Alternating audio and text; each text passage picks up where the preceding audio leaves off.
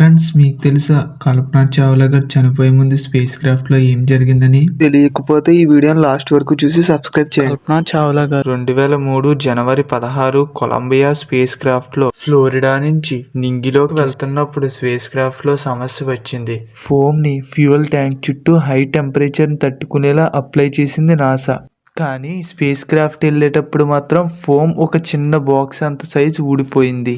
దాంతో space craft left side కొంచెం damage అయ్యింది. హై హీట్ టెంపరేచర్ ని కాపాడే రెసిస్టెన్స్ స్టైల్స్ లో పగుళ్ళు వచ్చాయి. వెళ్ళేటప్పుడు స్పేస్ లోకి బాగానే వెళ్ళినా కానీ వచ్చేటప్పుడు మాత్రం ప్రమాదం వచ్చింది. స్పేస్ లోంచి ఎర్త్ మీదకి వచ్చేటప్పుడు స్పేస్ క్రాఫ్ట్ చుట్టూ చాలా హీట్ ప్రొడ్యూస్ అవుతుంది.